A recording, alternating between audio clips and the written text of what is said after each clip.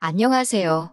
뻔뻔한 신우의 욕심 때문에 신우는 물론이고 어머님과도 절연하게 된 30대 여자예요.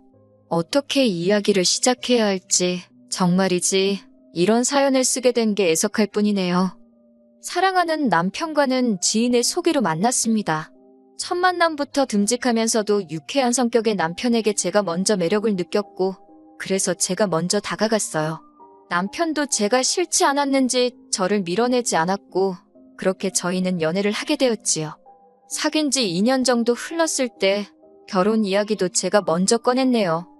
그런데 제 프로포즈를 받은 남편이 좋다는 대답을 하진 않고 꽤나 난처해하는 게 느껴지더군요. 여자 입장에서 저 정말 큰 용기를 냈던 건데 남편의 반응이 시큰둥하니까 어찌할 바를 모르겠대요.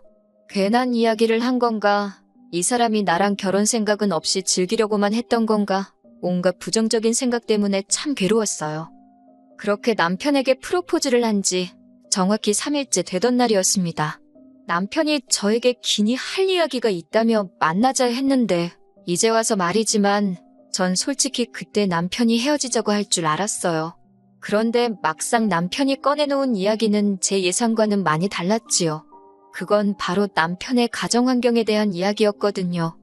남편이 고등학교에 들어갈 무렵 공장에 다니시던 아버님께서 불의의 사고로 세상을 떠나셨답니다. 뉴스에 떠들썩하게 나오기도 했지만 결국 제대로 된 보상은 받질 못해서 이후로 가정 형편이 급격히 기울었지요. 이후로 어머님이 아파트를 팔아 식당을 차리셨는데 그마저도 결국 잘 안 풀렸고 결국 고등학교를 마친 남편은 대학을 가는 대신 고졸특채로 지금 직장에 들어가면서 독립을 했답니다. 직장 생활을 하면서 군복무도 마치고 회사의 지원으로 대학도 다녀왔다고요. 그러면서 남편이 말하길 스스로에게는 한점 부끄러움 없이 살아왔지만 제가 어떻게 받아들일지는 확신이 없었대요. 연애하는 내내 저에게 언제 어떻게 털어놓을지 고민하느라 하루도 마음 편한 적이 없었다며. 그런 남편을 보고 있으니 그간의 야속한 마음은 온데간데 없이 사라지고 안쓰럽다는 생각이 들더군요. 실제로 사귀는 동안 제가 본 남편은 믿음직스럽고 제가 평생을 함께하고 싶을 만큼 좋은 사람이었으니까요. 걱정스런 표정을 한 남편에게 전 솔직한 마음을 털어놓았습니다. 당신의 됨됨이는 곁에서 지켜본 만큼 믿음이 간다. 하지만 한편으론 결혼은 현실인 만큼 제가 묻는 거에 솔직히 대답해주면 좋겠다고요. 그리고는 남편에게 그래서 지금은 돈은 얼마나 모았고 연봉은 얼마인지 관리는 어떻게 하는지 등을 물었습니다. 속물처럼 보일까 걱정했지만 남편은 오히려 물어봐줘서 고맙다며 현재 모아놓은 돈은 7천 남짓 있고 연봉은 세전 6천이라 대답해주대요. 독립한 이후로 매달 어머님께 생활비를 드리고 있는데 그 액수는 10만 원에서 시작해서 지금은 달에 40에서 50은 드리고 있다면서요. 그러면서 결혼하면 경제권은 저에게 맡기고 싶답니다. 저 같은 경우에는 남편에 비하면 비교적 경제적으로 여유 있는 집안에서 자랐고 부모님 덕도 많이 봤습니다. 대학생 시절에는 여행도 많이 다녔고 졸업 후에는 취업을 미루고 커피를 배우겠다며 유학도 다녀왔어요. 제 능력이 뛰어나서가 아니라 저희 부모님의 도움과 지원이 없었다면 불가능했을 일이었지요. 제가 현재 운영하고 있던 카페 역시 처음 시작할 때 부모님의 도움이 컸고요. 그렇기에 제가 남편이 모아둔 돈을 가지고 액수가 정내만내 소리를 한다는 건 가당치도 않다고 생각했네요. 그리고 실제로 7천만 원이란 금액이 적은 액수도 아니었고요. 결국 우여곡절 끝에 남편과 저는 부부의 연을 맺기로 했습니다. 신혼집은 친정부모님의 도움을 받았어요. 남편의 집안 사정을 알게 되신 친정부모님이 어차피 언젠가 저에게 물려줄 재산이었다며 가지고 계시던 아파트 중 한 채를 제 명의로 바꿔주셨거든요. 서울 중심부는 아니었어도 대출 1억을 낀 5억짜리 소형 아파트였습니다. 남편이 모은 돈으로 혼수와 자동차를 샀고요. 액수만 본다면 제가 훨씬 많이 해가는 결혼이었어요. 그렇다고 아깝고 손해보는 것 같고 그런 생각은 안 했네요. 그런데 식을 올리기 며칠 전 무턱대고 카페로 찾아온 신우가 생각지도 못한 소리를 하대요. 그건 바로 예단에 관한 것이었습니다. 할 말이 있어 바쁜 와중에 찾아왔다는 신우의 말에 어쩌라는 건가 싶었지만 일단은 커피를 내주고 맞은편에 앉았습니다. 신우가 하는 소리가 기다리다 답답해서 자기가 왔다며 어째서 예물에 대한 이야기가 전혀 없냐고요. 저는 당연히 남편이 이야기했을 거라 생각했기에 좀 당황스러웠지만 이내 못 들었냐고 예물은 생략하기로 했다고 알려주었지요. 그랬더니 신우가 그걸 어른들끼리 상의해야지 왜 너희들끼리 멋대로 정했냐며 어이가 없답니다. 신우의 격한 반응에 조금 당황하긴 했지만 일단은 알겠다고 그러면 어머님에게 다시 말씀드리라 했어요. 그랬더니 당신이 어머님 대리인으로 온 거라며 당신하고 이야기를 하면 된다네요. 그러냐 했지만 속으로 생각하기엔 도대체 무슨 이야기가 하고 싶어서 저러는 건지 어이가 없었지요. 신우가 한다는 말이 저도 알다시피 어머님 사시는 곳은 좁아서 이것저것 뭐 들여놓을 공간도 없다고 그냥 현금 예단만 하면 된답니다. 1,000만 원 하면 어머님 성격의 절반은 돌려주실 거라면서 쓸데없는 거 사지 말고 현금으로 1,000만 원이면 딱 좋겠다고 2번이나 반복해서 말하는데 어이가 없더군요. 저는 신우에게 못 들은 걸로 하겠다고 1,000만 원이 누구 집 강아지 이름이냐고 쏘아붙였습니다. 막말로 남동생 장가가는데 밥솥 하나 해줄 생각은 없으면서 예단이라니 가당키나 하냐고 이런 말 뭐하지만 좀 뻔뻔한 거 아니냐고 면전에 대고 얘기했어요. 그랬더니 신우가 윗사람한테 못하는 말이 없다며 목소리를 높였습니다. 저는 여기 엄연히 제 영업장이라고 목소리 낮추라 했지요. 하지만 신우가 제 말을 들어먹을 리 없었고 결국 제가 경찰을 부르는 척까지 하고 나서야 씩씩거리며 자리를 뜨대요. 솔직히 이런 일을 겪고 파혼을 왜 안 했냐 하실 수도 있겠지만 이때만 해도 신우 성질머리가 보통이 아니구나 그렇게만 생각했어요. 제가 충분히 감당할 수 있다고 생각했고 신우랑 같이 살 것도 아니니 별일 아니라고 쉽게 치부해버렸지요. 게다가 이 일을 남편에게 전했더니 남편이 그 길로 신우한테 찾아갔고 저에게 말하길 자기가 정말 크게 화를 냈다고 했습니다. 제가 따라가질 않았으니 정확히 남매 사이에 무슨 대화가 오갔는지는 모르지만 그래도 그날 이후로 결혼식까지 신우가 저에게 경호 없이 행동하는 일은 없었으니 남편이 대처를 잘했구나 그렇게 생각했네요. 하지만 결혼한 뒤 신우의 말 같지도 않은 간섭이 다시 시작되었습니다. 발단은 집들이었어요. 어머님과 신우네 부부를 아파트로 초대했는데 신발장에 들어서면서부터 비아냥거리기 바쁘더라고요. 아파트 자체가 오래된 아파트다 보니 친정아버지 아는 분께 부탁해 비교적 저렴하게 인테리어를 싹 고쳤거든요. 그런데 신우가 저를 쳐다보면서 한다는 소리가 그 돈이면 차라리 자기 엄마, 그러니까 어머님 사는 집 보증금에 보태주지 그랬냐입니다. 시어머니는 반지하에서 혼자 외롭게 사는데 너희만 이렇게 삐까뻔쩍하게 해놓고 살면 좋냐면서요. 솔직히 저도 결혼할 때 반지하에서 혼자 사시는 어머님이 마음에 안 걸렸던 건 아니에요. 하지만 남편이 먼저 저에게 신경 쓸 거 없다고 하더라고요. 어머님이 저렇게 살게 된 건 전적으로 신우 때문이라면서요. 남편이 독립을 하고 난 이후로 어머님과 신우는 10평 남짓한 빌라에서 같이 살았대요. 어머님에게는 전 재산이나 마찬가지였던 전세보증금 8천이 묶여있는 집이었다고요. 그런데 몇 년 전 신우가 혼전 임신을 하게 되면서 시집을 가게 되었는데 남자 쪽도 사정이 여의치 않다 보니 신우가 어머니더러 보증금에서 얼마를 빼달라고 했던 모양이에요.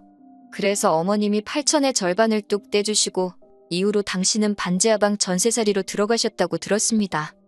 제가 하고 싶은 말이 어머님이 잘못하셨으니 그렇게 사셔도 어쩔 수 없다. 그런 건 아니에요. 하지만 적어도 신우가 저한테 돈으로 어머님 보증금을 보태드려라 어쩌라 할 자격은 없다는 거지요.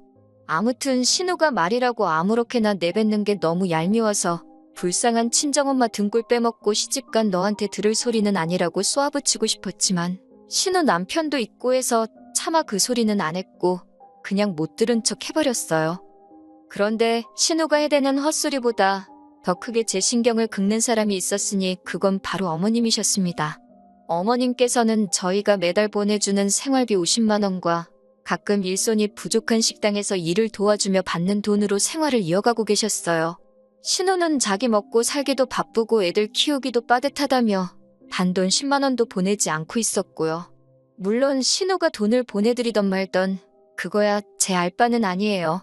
하지만 그럼에도 불구하고 제가 예민하게 반응하게 된 건 어머님이 걸핏하면 저에게만 전화를 하셔서는 누구는 어디 간다더라, 뭐 먹었다더라, 옷을 샀다더라, 당신만 돈이 없으니 죽겠다며 아쉬운 소리를 해대셨거든요. 아무리 며느리도 자식이라지만 아들하고 딸한테는 매번 괜찮다 괜찮다 하시면서 며느리인 저만 붙들고 죽는 소리를 하시니 얼마나 부담스럽고 불편하던지. 처음에는 남편 몰래 5만 원이나 10만 원씩 보내드리기도 했는데 그것도 계산해보니 심할 때는 생활비를 제외하고도 저희가 한 달에 30에서 40만 원은 더 드리는 셈이더라고요. 그래서 이후로는 어머님의 하소연을 듣더라도 내내 대답만 해드릴 뿐 따로 돈을 보내드리거나 하지는 않았습니다. 그런데 지난해 엄청 추웠던 12월의 어느 날이었어요. 신우가 연락도 없이 어머님과 함께 저희 아파트로 찾아와서는 대뜸 할 이야기가 있다고 하더군요. 신우가 갑자기 찾아와서 좋은 소리 한 일이 없었기 때문에 무슨 이야기인지 듣기도 전에 한껏 예민해졌지만 그래도 일단 드러나 보자 싶어서 말해보라 했습니다. 그랬더니 어머님이 저렇게 혼자 사시는 게 안타까워서 이번 참에 자기가 어머님을 모시고 살기로 했답니다. 생각지도 못한 소리였지만 어쨌든 쉬운 결정은 아니었을 테니 어려운 선택을 했다고 잘 생각했다고 한껏 추켜 세워줬지요. 그랬더니 신우가 의기양양해져서 한다는 말이 그래서 어머님이 지금 사시는 집에 걸려있는 전세보증금은 자기가 가질 거랍니다. 사실 저는 별 생각이 없었는데 남편은 자기보다 뒤늦게 결혼한 신우에게만 어머님이 경제적으로 얼마라도 도와주신 게 그렇게 서운하다 했었거든요. 실제로 어머님께 대놓고 이야기한 적도 있고요. 그때 어머님이 말씀하시길 몇 푼 안 되지만 그래도 당신 죽고 나면 사시던 전세집 보증금은 아들인 제 남편에게 준다 하셨는데 분명히 말하지만 저는 그 돈 주셔도 그만, 안 주셔도 그만이라 했고 욕심낸 적도 없습니다. 남편에게도 그 돈은 없는 돈이라 생각하고 살라 했을 만큼이요.